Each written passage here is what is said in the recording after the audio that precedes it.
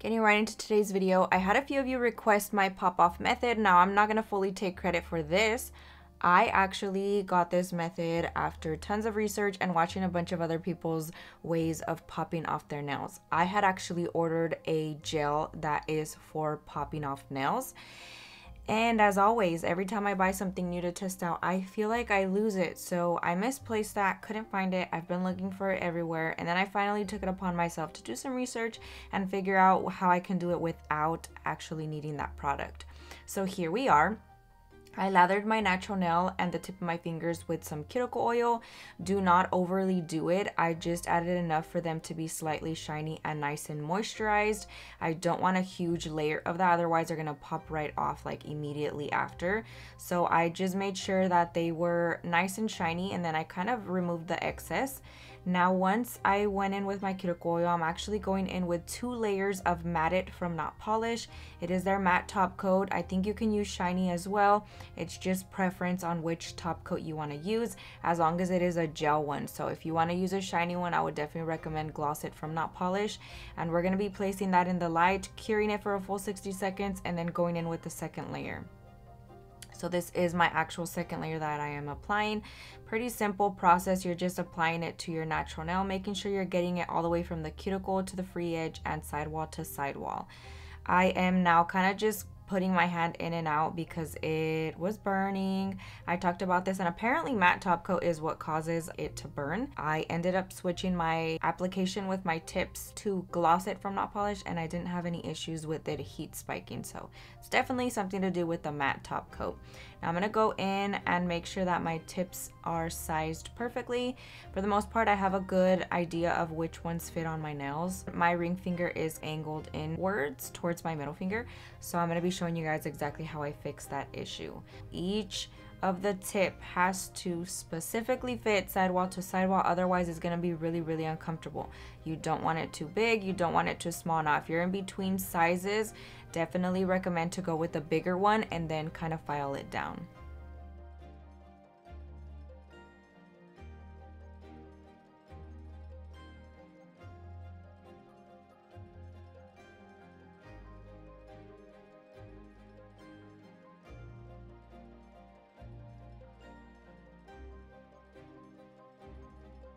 Now we're going in and trimming these nails. I am using just my nail clippers that I have here at my house, and I'm gonna be trimming these to the desired length. Y'all already know I love my extra long nails, so that's pretty much what we're doing.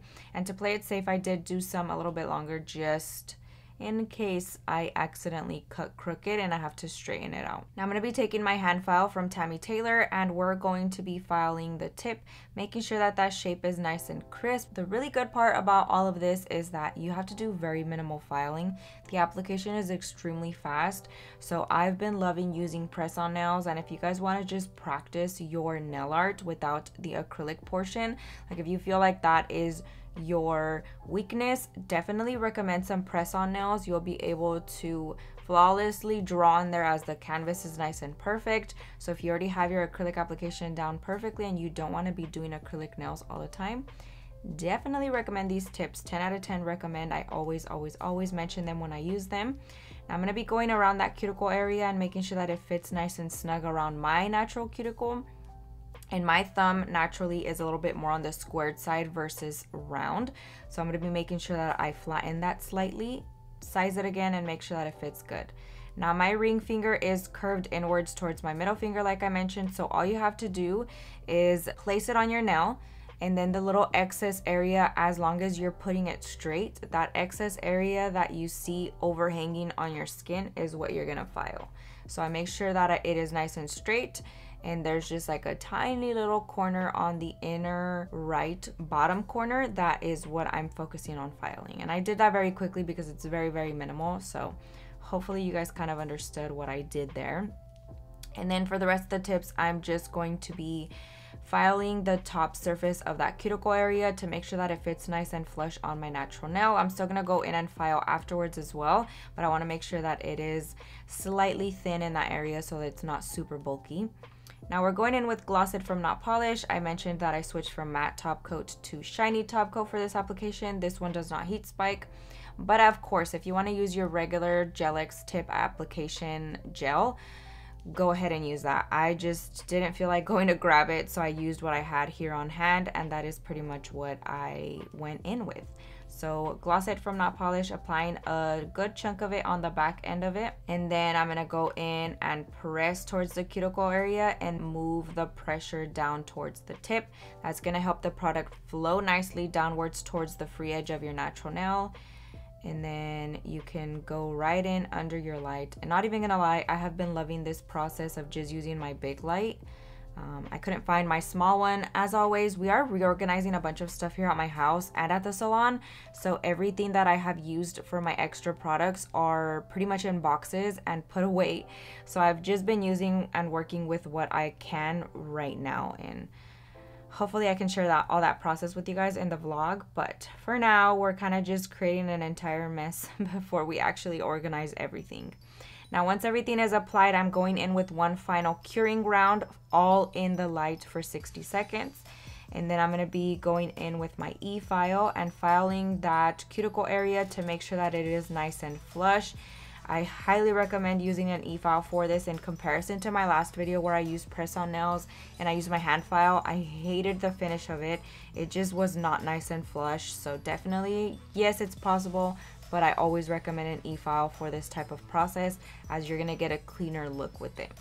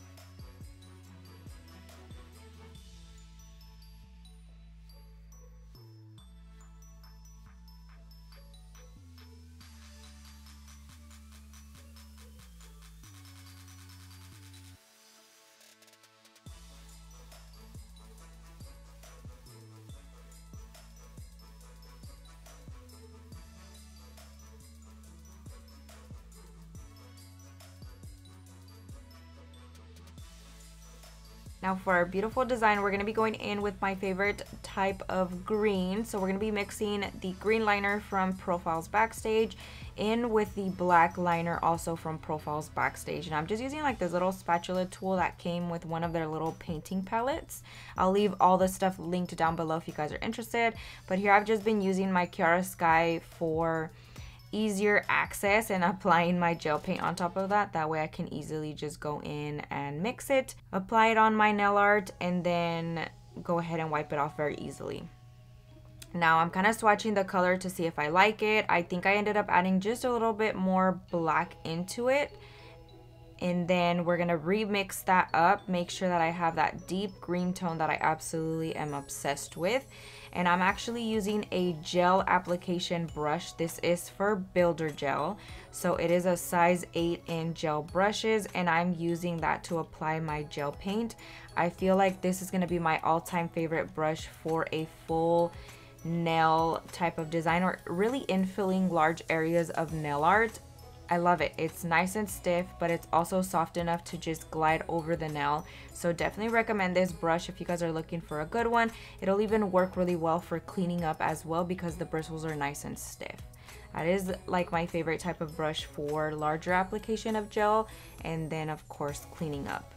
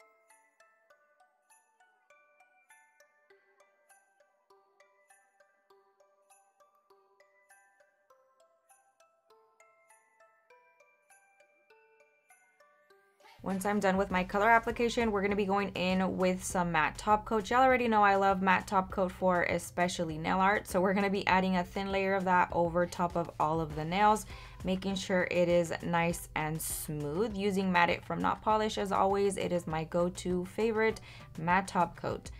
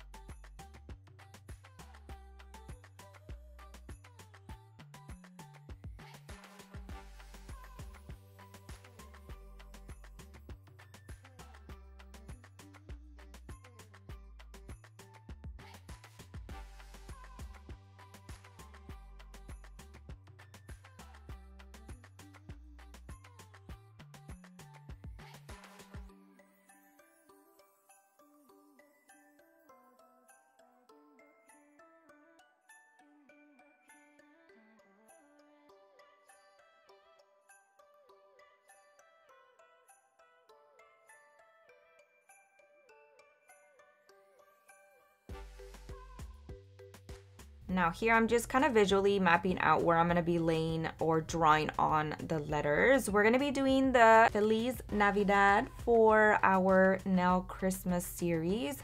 And I figured I would just draw it on there as well. I think it is super, super cute, and green is my go-to color for the Christmas time. So we're going to be spelling that out in the same lettering that I got my sweater embroidered in. I think it's super, super cute, super simple. So I'm going to be doing just that. We are using the white frosting gel paint from Profiles Backstage. And I mixed a little bit of the liner in there to get the perfect consistency for my liking. So I'm using frosting and the liners. Now I'm using my nail art brush from Not Polish. I absolutely adore these brushes. And I'm going to be going in and just drawing my little letters. So I kind of, like I said, visually mapped it out in my brain. And then I'm going finger to finger and doing the rest of the letters. I am making sure that they are, for the most part, the same size, width, and everything, so that everything looks nice and cohesive. Not gonna lie, it's very, very tricky to do that across curved nails. But I feel like I did a pretty good job. I struggled a little bit. And I feel like it is a little bit tricky to connect nails like that together, especially with a flat type of nail art. Like whenever you do 3D, I feel like it's a little bit easier because you can kind of just make sure that they fit perfectly. But with something flat, it is going to be nice and flat. So we're just going in very slowly. I'm using like a stroking type of movement so that I get it nice and crisp.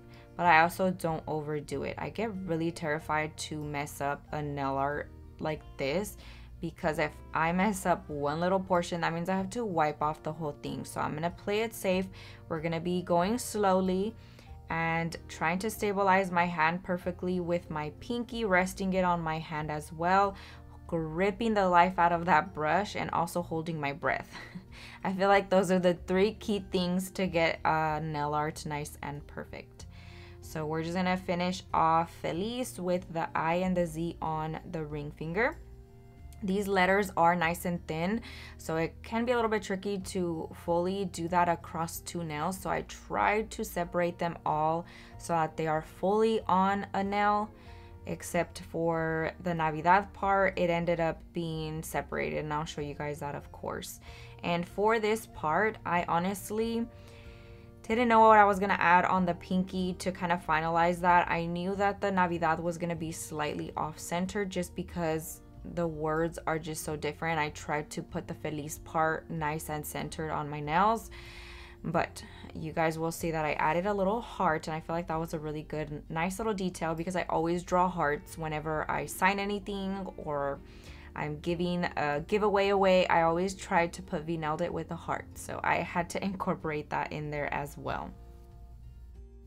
And as always, remember to cure in between layers whenever you feel it is necessary. I actually was bold enough to not cure any of the letters until I was done. I was kind of scared that I was going to do it completely off center and I was going to have to remove all of the letters and start from scratch. Now, because I'm doing it on press-on nails, I knew and was aware that if I needed to file anything off, chances were that I can accidentally overfile my gel tip. So we're going to play it safe. Slightly bold, terrifying, not even gonna lie. I did mess up a few of the letters, which I just had to go back in and fix very lightly. But I am not curing until I am fully done with these. I'm also going to be adding texture to it, so I am going to leave them nice and wet so that I can do that at the end as well. Just make sure you're paying attention to wherever you're placing your finger. I ended up messing the eye on Feliz with my pinky because I somehow rested it on there. But like I said, it wasn't that serious. I kind of just smudged a little corner and I had to just fix it a little bit. We're going to be spelling out Navidad, obviously with VEE in the center of it. And I'm doing pretty much the same thing, making sure that they are nice and centered, nice and proportioned, and trying to avoid overlapping one letter across two nails. And that's pretty much it. Again, stabilize your hand using that same gel paint, using the same nail art brush. We're gonna get through this and hopefully you guys like the final result.